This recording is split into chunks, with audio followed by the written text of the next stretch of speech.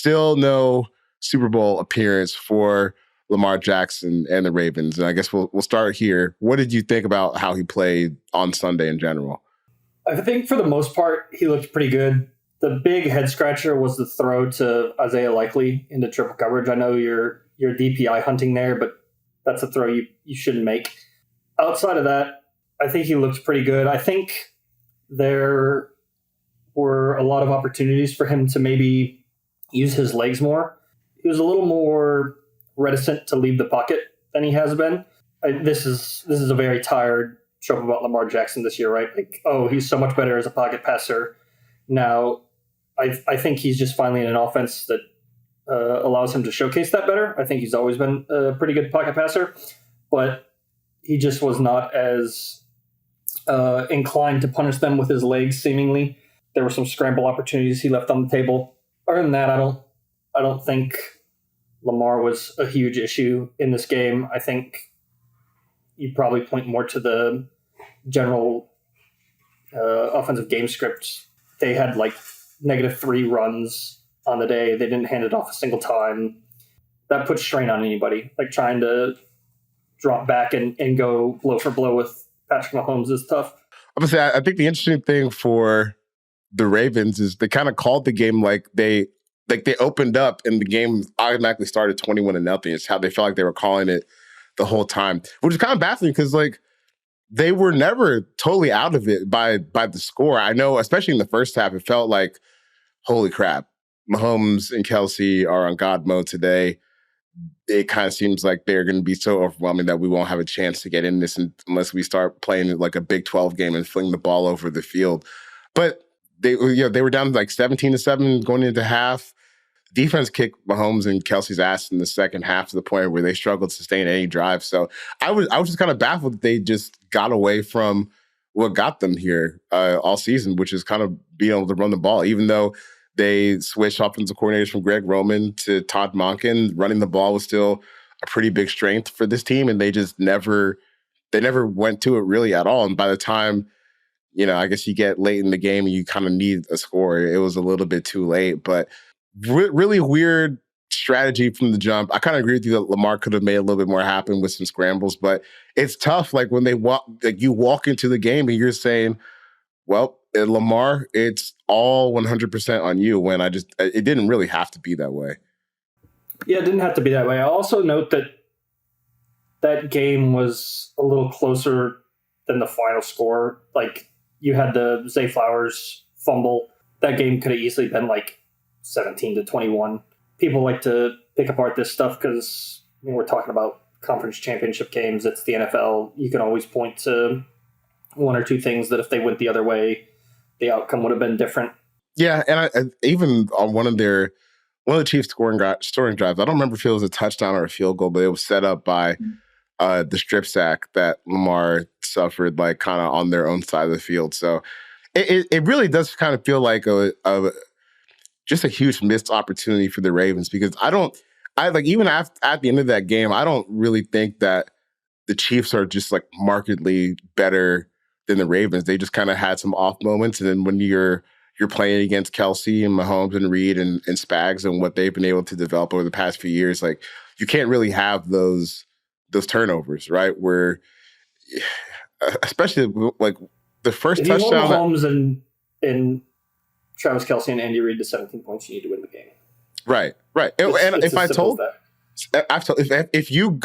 if you were to tell someone before the game, the Chiefs will score 17 points and they won't score a single point in the second half, you would probably think that the Ravens won that game pretty handily. But for whatever reason, they couldn't get in the end zone. They couldn't sustain drives. Really, they had two misfortunate turnovers, like the Zay Flowers one.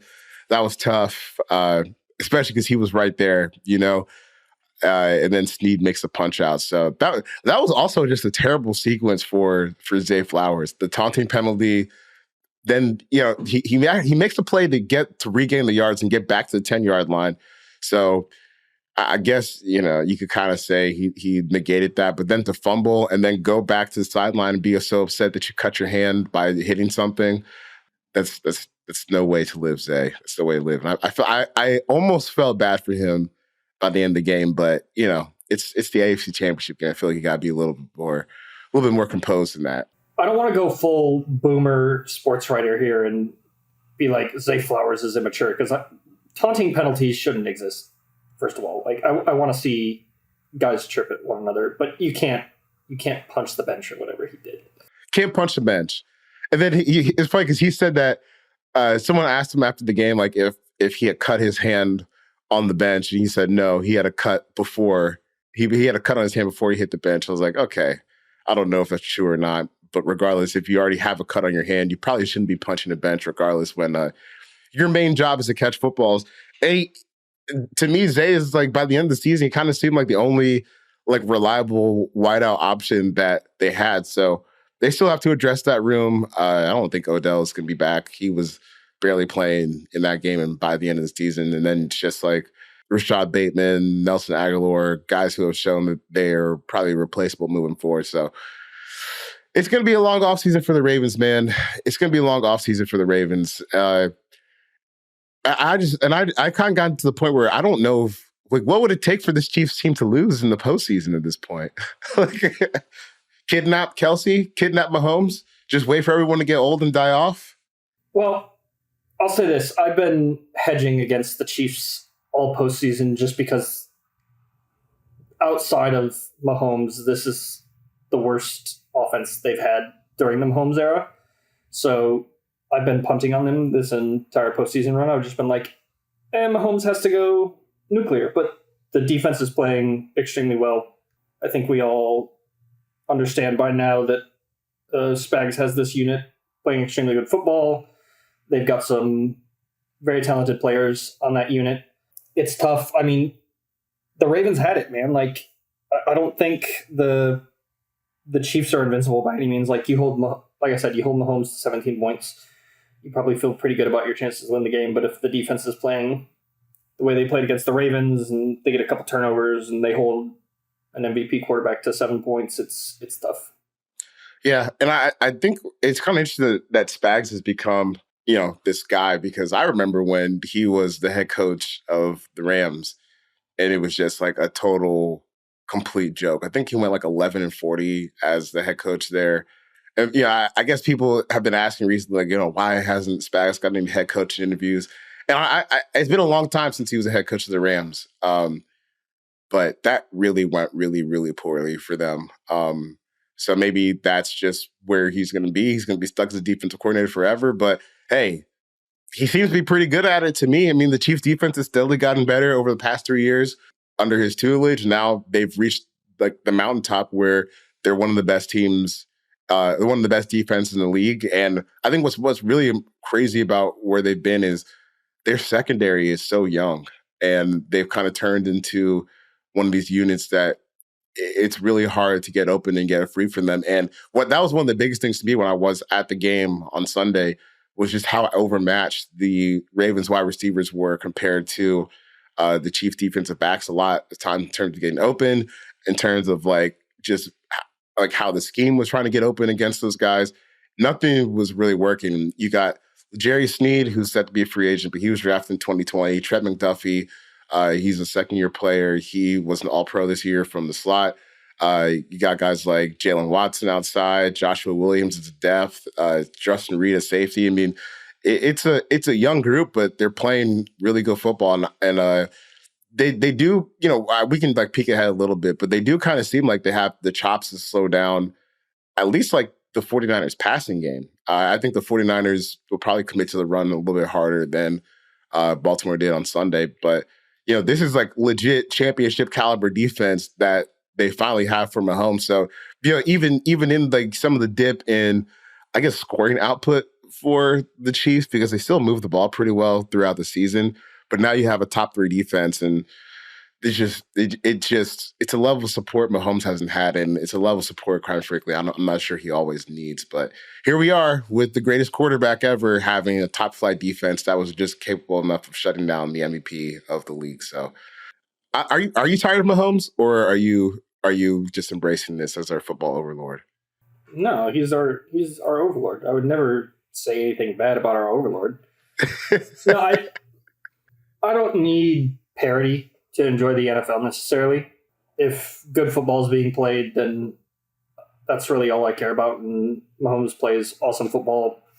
The stuff he does doesn't get tiresome to me at all. I'm more than happy to watch him play for the Super Bowl every year for the next 10 years. Yeah, we'll see if he has a Tom Brady run in him, but that's always like impossible. He might end up like becoming a conspiracy theorist, addicted to hallucinogens, getting real into like alternative medicine. Yeah. I mean, but still, like I've never seen. I can't even think. Well, obviously, I can't think Tom Brady, but like Brady was not this guy at 28. Like he kind of didn't hit the super overlord Tom Brady until maybe around this time. But Mahomes has been this guy since he stepped on the field. And now what I've been thinking is like they're totally going to overcorrect a wide receiver, right, and just go balls to the walls because like the Mecole Hardman trade, getting him back from the Jets didn't work out. Kadarius Toney bit has not worked out at all. And I think why do you call it a bit? Because it is a bit. It is a bit, dude. He's okay. Kadarius Toney is like that's somebody's father, man. Is it? He just had a kid. That's why he was absent from practice this week. Well, yeah, that's right. And then he got on what Instagram this weekend and said that he wasn't actually hurt. He was just being benched for whatever reason. Which if that's true and he doesn't have a hip injury, I don't really see why the Chiefs would need to lie about that because like his play alone merited him not touching the ball anymore or being a part of the game plan at all. It was funny because like you get down to the Ravens game and it seemed like the only people that were touching the ball at all, Kelsey, Rashid Rice, Pacheco, Mahomes. Outside of that, get out of the way. So the Toney thing, like, yeah, it's a bit like, what does he do? Like, he's not a real receiver. He's like the best player on like a little league field, where, okay, like Toney, you're so athletic. We can just get you the ball somewhere. You can probably bring it to the house. But like catching the ball is really hard for him. Running the right routes is pretty hard for him. Just being where he needs to be and focusing seems to be pretty hard for him, which I can understand and relate to as a fellow, degenerate millennial / Gen Zer on that borderline. But they need something else. Yeah, especially this might be it for Kelsey, I think. You think so? He slowed down a little bit, man. He had a really good game last Sunday, but he's slowed down a little bit. He's also dating Taylor Swift. Yeah. Like his knees can't be feeling good. Your brother just retired. You're dating Taylor Swift. You're probably going to win another Super Bowl. You might just call it.